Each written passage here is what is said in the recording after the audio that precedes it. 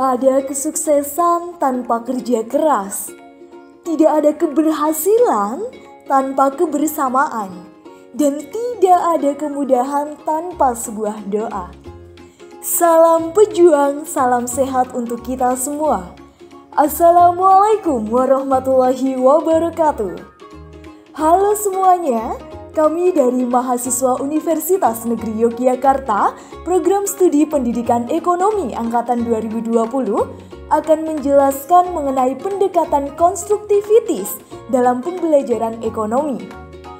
Ya, walaupun kondisi kita sedang tidak baik-baik saja, namun kita harus tetap aktif dalam melaksanakan kegiatan sehari-hari. Kurang lengkap rasanya sebuah pertemuan tanpa adanya perkenalan. Perkenankan kami untuk memperkenalkan anggota dari kelompok 1, antara lain Anissa Putri Maulida, Nadia Oktavia Birnanda, Jenny Septianingsih, Eka Vigiaski, Intan Permatasari, Safira Nurfadila, dan Agesti Hidayatul Hikmah. Yuk simak video berikut ini untuk mengulas seputar pendekatan konstruktivitis.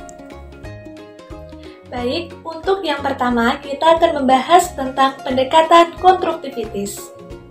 Apa sih pengertian dari pendekatan konstruktivitis itu? Menurut pendapat dari Mathew bahwa pendekatan konstruktivitis adalah salah satu filsafat pengetahuan yang menekankan bahwa pengetahuan kita adalah konstruksi atau bentukan dari diri kita sendiri. Jadi, secara sederhananya, pendekatan konstruktivitis merupakan pendekatan yang melibatkan partisipasi siswa lebih aktif dibandingkan dengan partisipasi guru atau pengajar. Siswa dituntut untuk dapat berpikir, memecahkan masalah, dan bekerja sama dalam kelas. Dalam pemikiran lain juga ada yang menyebutkan atau menjelaskan bahwa konstruktivitis merupakan landasan berpikir pembelajaran konseptual, yaitu bahwa pengetahuan dibentuk oleh manusia sedikit demi sedikit, yang hasilnya diperluas melalui konteks yang terbatas. Seperti yang sudah saya jelaskan tadi, bahwa dalam proses pembelajaran, siswa membangun sendiri pengetahuan mereka melalui keterlibatan aktif dalam proses pembelajaran. Jadi, dapat kita simpulkan bahwa pendekatan konstruktivitis merupakan pendekatan yang lebih mengutamakan pengalaman langsung dan keterampilan siswa untuk aktif dalam kegiatan pembelajaran. Nah, selanjutnya di sini saya akan menjelaskan tentang prinsip dasar konstruktivitis. Dapat dilihat di sini bahwa prinsip dasar konstruktivitis ini dibagi menjadi 3 hal. Oke, untuk yang pertama itu ada hasil konstruksi manusia. Nah, pengetahuan sendiri merupakan hasil konstruksi manusia dan bukan sepenuhnya representasi suatu fenomena atau benda. Oke, dalam hal ini, siswa dapat membangun pengetahuan atau pemahamannya sendiri melalui pemantik dari gurunya. Dan untuk prinsip yang kedua, itu ada hasil konstruksi sosial. Nah, pengetahuan sendiri juga merupakan hasil konstruksi sosial, karena pengetahuan juga sangat berpengaruh terhadap kekuatan sosial, interaksi sosial, dan kepekaan individual terhadap lingkungan sekitar. Nah, untuk prinsip dasar yang terakhir atau yang ketiga, yaitu bersifat tentatif. Nah, pengetahuan sendiri dapat bersifat tentatif, yaitu dapat berubah sesuai mengikuti perkembangan zaman. Halo teman-teman semuanya, kita lanjut ke materi selanjutnya, yaitu tujuan pendekatan pembelajaran konstruktivitis. Yuk langsung aja kita simak bareng-bareng. Ada beberapa ahli yang berpendapat dari tujuan dalam proses pembelajaran konstruktivitis dirangkum menjadi beberapa bagian. Yang pertama, yaitu memberi peluang siswa untuk belajar secara mandiri. Yang kedua, yaitu memantik cara berpikir siswa agar kreatif, inovatif, kritis, serta responsif. Yang ketiga, yaitu mengembangkan potensi siswa secara optimal untuk bertanya maupun mencari jawaban. Yang keempat, yaitu menciptakan ruang untuk diskusi bersama guna menyelesaikan suatu pembahasan topik. Berdasarkan uraian di atas, dapat diambil kesimpulan bahwa tujuan dari pendekatan konstruktivitis adalah agar siswa mampu meningkatkan pengetahuan mereka untuk membangun sekaligus menemukan hal-hal baru dan membuat pembelajaran yang terpusat kepada siswa dalam proses pembelajaran, agar lebih mengesankan dan mudah diingat dalam mencapai tujuan pembelajaran. Setelah mengetahui tujuan dari pembelajaran konstruktivistik, kali ini kita akan belajar mengenai ciri dari pembelajaran konstruktivistik. Nah, ciri yang pertama yang dimiliki oleh pembelajaran konstruktivistik yaitu biasanya memfasilitasi pembelajaran secara konstekstual, sehingga siswa dituntut untuk mengaitkan pengetahuan dengan pengalaman yang didapatkan dalam kehidupan sehari-hari. Ciri yang kedua yaitu mempersiapkan beberapa alternatif pengalaman belajar agar tidak semua peserta didik menerima tugas yang relatif sama. Nah, sehingga siswa menerima berbagai masalah dengan solusi yang beragam. Yang ketiga adalah mengintegrasikan pembelajaran dengan situasi yang realistik dan relevan dengan melibatkan pengalaman konkret, misalnya untuk memahami suatu konsep melalui praktik kehidupan sehari-hari. Selanjutnya, ciri yang keempat yaitu memberdayakan pembelajaran interaktif. Nah, sehingga peserta didik dapat bekerja sama dengan berinteraksi antar sesama siswa, guru, serta dengan lingkungan sekitar. Selanjutnya, ciri yang kelima yaitu dengan mengintegrasikan berbagai media, baik tertulis dan lisan, dalam proses pembelajaran. Materi selanjutnya yang akan kita bahas yaitu mengenai keunggulan dan kelemahan pendekatan konstruktivitis. Yang pertama, keunggulan. Ada beberapa keunggulan pendekatan konstruktivitis, di antaranya A. Munculnya gagasan inovatif dan kreatif. Pembelajaran menggunakan pendekatan konstruktivitis akan memberikan kesempatan kepada siswa untuk mengungkapkan gagasan secara eksplisit dengan menggunakan bahasa mereka sendiri. Hal tersebut akan mendorong siswa mengembangkan gagasannya dengan lebih inovatif dan kreatif. B. Mendorong siswa aktif dan berprestasi. Memberikan kesempatan kepada siswa untuk lebih aktif dalam mencoba gagasan baru agar siswa terdorong untuk memperoleh kepercayaan diri dengan menggunakan berbagai konteks, baik yang telah dikenal maupun yang masih baru, dan pada akhirnya akan memotivasi siswa untuk menggunakan berbagai strategi belajar. Murid akan diberi peluang untuk membina sendiri kefahaman mereka tentang sesuatu. Ini menjadikan mereka lebih yakin kepada diri sendiri dan berani menghadapi dan menyelesaikan masalah dalam situasi baru. C. Pemahaman menjadi lebih mendalam. Dalam pendekatan konstruktivitis, siswa terlibat secara langsung dalam membina pengetahuan baru. Dengan siswa terlibat secara langsung, mereka akan lebih paham tentang pengetahuan baru tersebut. Dengan begitu, apabila seorang siswa yang memahami apa yang dia pelajari, akan dapat mengaplikasikan pengetahuan yang baru dalam kehidupan dan di situasi yang baru. D. Tingkat responsif meningkat. E. Memotivasi siswa. Pembelajaran menggunakan pendekatan konstruktivitis ini akan dapat memotivasi siswa bahwasanya belajar adalah tanggung jawab siswa itu sendiri. D. Daya inisiatif terbentuk. Pada pendekatan konstruktivitis ini akan dapat mengembangkan inisiatif siswa untuk dapat mengajukan pertanyaan dan mencari sendiri pertanyaannya. Selanjutnya, kelemahan pendekatan konstruktivitis. A. Arahan yang multitafsir. Siswa mengkonstruksi pengetahuannya sendiri, tidak jarang bahwa hasil konstruksi siswa tidak cocok dengan hasil konstruksi para ilmuwan, sehingga menyebabkan miskonsepsi. B. Instruksi penugasan kurang jelas. C. Pemikiran guru tidak mengikuti perkembangan zaman. Guru tidak ingin berubah dalam menggunakan model pembelajaran. Guru merasa nyaman dengan model pembelajaran tradisional, yaitu model ceramah. Pandangan guru terhadap siswa diibaratkan siswa seperti bejana yang masih kosong perlu diisi oleh ilmu pengetahuan yang dimiliki guru.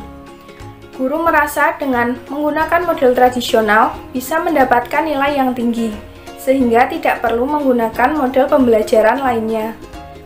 D. Siswa yang kurang tanggap pembelajaran menggunakan pendekatan ini menekankan agar siswa membangun pengetahuannya sendiri. Hal ini pasti membutuhkan waktu yang lama dan setiap siswa memerlukan penanganan yang berbeda-beda. Ketidaksiapan individu menerima hal baru. Oke, next yang akan kita bahas pada kali ini adalah manfaat dari pendekatan konstruktivitas. Nah, pada kesempatan kali ini saya akan menyampaikan manfaat dari pendekatan konstruktivitas itu, yang mana di sini ada 4 manfaat. Yang pertama ada memunculkan generasi yang tanggap dan juga cerdas. Selanjutnya menjadikan siswa memiliki sikap yang positif. Yang ketiga meningkatkan rasa berani. Dan yang keempat kemampuan siswa yang semakin terasah.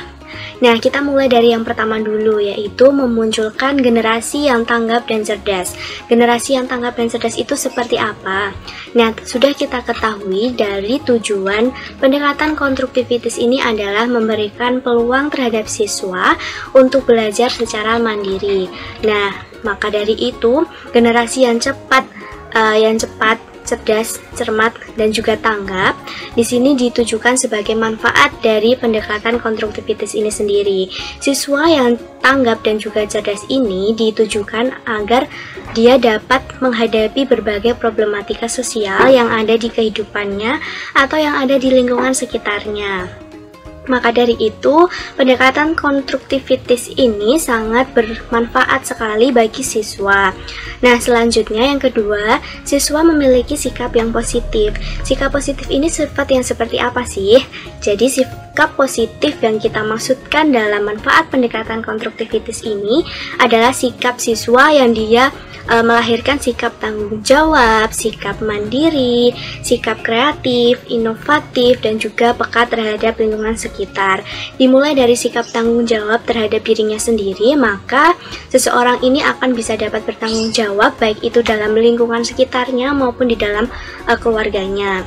Nah, dari sikap tanggung jawab itu juga dapat melahirkan sikap positif lainnya, yaitu kemandirian. Kemandirian dalam menjalankan suatu hal itu juga sangat penting bagi seorang siswa untuk menjalankan pembelajaran baik di dalam kelas maupun di dalam lingkungannya. Nah, selanjutnya menciptakan pemikiran siswa yang kreatif dalam pemikirannya yang nantinya dapat menghasilkan hal-hal baru atau inovasi-inovasi baru yang dapat berguna dalam suatu pembelajaran. Nah, selanjutnya dari kemandirian, kreativitas, dan inovatif itu, manfaat selanjutnya dari pendekatan konstruktivitas ini juga dapat menjadikan seseorang peka terhadap lingkungan sekitarnya. Nah, selanjutnya juga meningkatkan rasa berani. Meningkatkan rasa berani ini dalam hal mengungkapkan pendapat dan juga menghargai perbedaan pendapat dalam suatu forum diskusi. Nah, dari ketiga tersebut akhirnya melahirkan kemampuan siswa yang semakin terasah dan lebih menjadi berguna dalam masyarakat sekitar, baik menghadapi suatu problematika yang ada di lingkungan sekitarnya. Baik, untuk selanjutnya kita akan membahas mengenai penerapan pendekatan konstruktivistik. Nah, dalam penerapan pendekatan konstruktivistik ini ada 5 tahapannya. Yang pertama pendahuluan, yang kedua eksplorasi, yang ketiga rekonstruksi, yang keempat aplikasi, dan adapun yang terakhir atau yang kelima ini adalah review. Dari setiap tahapan ini akan membentuk pemahaman atau ilmu baru yang didapatkan oleh siswa. Nah, untuk tahap yang pertama adalah pendahuluan. Pendahuluan ini adalah awal langkah dari guru menyampaikan sesuatu kepada siswa. Jadi di pendahuluan ini segala persiapan dari guru apapun itu yang akan disampaikan ke siswa. Misalnya kriteria dasar, indikator, media yang akan disampaikan maupun poin penting apa yang akan diberikan kepada siswa. Ketika segala persiapan telah dilakukan, maka beralihlah ke tahap selanjutnya, yaitu eksplorasi. Jadi dalam tahap eksplorasi ini, siswa dituntut aktif untuk mencari pemahaman baru, ilmu baru dari poin-poin penting yang diberikan dari guru ke siswa. Nah, dalam mencari ilmu baru atau bereksplorasi, siswa akan menggunakan berbagai media. Misalnya menggunakan media laptop, kemudian internet, maupun buku-buku yang ada di perpustakaan. Setelah melakukan eksplorasi, maka siswa akan merekonstruksi ilmu-ilmu baru yang didapatkan. Nah, di tahap rekonstruksi ini, guru sebagai pemantik dalam diskusi, sedangkan untuk sesi tanya jawabnya, ini akan dilakukan oleh siswa karena siswa yang akan merekonstruksi atau menyusun pemahaman baru dari materi-materi yang telah didapatkan.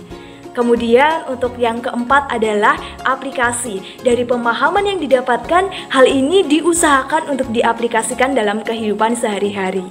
Setelah diaplikasikan dalam kehidupan sehari-hari, maka beralihlah ke tahap yang terakhir yaitu review. Di review ini akan dinilai seberapa efektif dan efisien pembelajaran ini dengan metode pendekatan konstruktivistik. Apakah benar-benar siswa memahami? Apakah penyampaian materi ini benar-benar tersampaikan dengan tepat? Nah, biasanya di review ini akan dilakukan evaluasi berupa pengerjaan soal maupun berupa penilaian tertentu yang dilakukan dari guru ke siswa. Nah, itulah tahap-tahap dari penerapan pendekatan konstruktivistik. Jadi, ibaratkan ya, jika kita kaitkan dengan materi pembelajaran ekonomi, misalkan dalam sebuah SMA, seorang guru melakukan pembelajaran dengan menerapkan pendekatan konstruktivistik. Misalnya dalam materi perbankan. Nah, guru ini menyiapkan pendahuluan awal di mana menjelaskan indikatornya, kemudian menjelaskan kriteria dasar dan media yang disampaikan kepada siswa kira-kira apa nih. Nah, contohnya guru ini membuat gulungan kertas yang berisi poin-poin penting berkaitan dengan perbankan. Kemudian beralih ke tahap selanjutnya yaitu eksplorasi. Kertas gulungan tersebut diberikan kepada siswa dan nantinya siswa mendapatkan poin-poin tentang perbankan kemudian mencarinya baik di internet, membaca buku dan lain-lain. Selanjutnya ketika telah mendapatkan materi dari eksplorasi tersebut maka berlanjut ke tahap rekonstruksi di mana guru akan menjadi pemantik diskusi sesi tanya jawab berkaitan dengan materi perbankan seperti yang dicontohkan tadi. Kemudian setelah materi ini disampaikan dengan tepat dan siswa memahami segala sesuatu yang berkaitan dengan perbankan, baik pengertiannya, prinsipnya, kemudian produk dari perbankan dan lain-lain, maka akan dilakukan aplikasi. Nah, aplikasi ini biasanya siswa mana sih yang sudah memiliki tabungan di bank ataupun bagaimana sih siswa menentukan untuk menabung atau menyimpan uangnya di hal tertentu. Nah, setelah terjadi aplikasi dalam kehidupan sehari-hari, maka beralihlah ke tahap yang terakhir yaitu review. Dari review ini kita akan melakukan evaluasi berupa pengerjaan soal dan lain-lain. Dan tentunya pendekatan konstruktivistik ini sangat tepat untuk diberikan bagi siswa SMK, siswa SMA, dan MA berkaitan dengan materi ekonomi. Karena kita sedang menggunakan kurikulum 2013 di mana siswa dituntut lebih aktif daripada guru. Nah, begitu teman-teman terkait dengan penerapannya. Baik, demikianlah penjelasan mengenai pendekatan konstruktivistik. Semoga bisa bermanfaat untuk kita semuanya. Adapun daftar rujukan yang kami gunakan dalam menyusun materi pendekatan konstruktivistik kali ini. Selanjutnya, kami ucapkan terima kasih atas atensi dari semuanya dalam materi kali ini yaitu pendekatan konstruktivistik. Dan kami memohon maaf selaku presentator apabila dalam menjelaskan materi ini terdapat tutur kata yang kurang berkenan maupun kesalahan yang dilakukan secara tidak sengaja. Nah, untuk menutup materi kali ini, kami ada pantun untuk semuanya. Kelompok 1 pergi ke Papua, bertemu Pak Alwi, tersipu malu. Semangat untuk kita semua, semoga sehat selalu. Wassalamualaikum warahmatullahi wabarakatuh.